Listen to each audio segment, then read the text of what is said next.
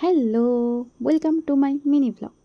তো আজকে এই দিওয়ালির শ্যুটটা করার জন্য আমি রেডি হতে বসেছিলাম। তখন বাজে 7:30। অফিস থেকে এসে স্নান টান করে আমি রেডি হতে বসেছি।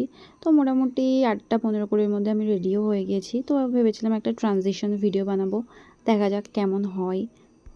বাড়িতে থাকলে যে এত সুন্দর মেকআপ আমি কি করে করি ভগবান জানে, বাইরে বেরোতে গেলে তো ভূতের মতো লাগতে থাকে।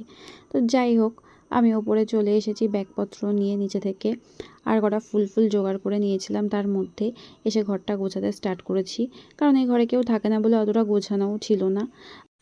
তবে কি জানো তো, আজকাল নিজেকে দেখলে নিজের বড্ড বেশি ভালো লাগে, কারণ এত সুন্দর সব কিছু গুছিয়ে আমি ম্যানেজ করতে পারবো কখনো ভাবিনি। অনেকেই আমায় জিজ্ঞেস করে যে এত কিছু আমি কি করে ম্যানেজ করি অফিস করে এসে, আর রোজ দিনে কিছু না কিছু পোস্ট করছি। তো পোস্ট করতে গেলে সেটার জন্য তো শুধু পোস্ট করলে হয় না, এডিটিং করা লাগে, সেটার পেছনেও টাইম দিতে হয়।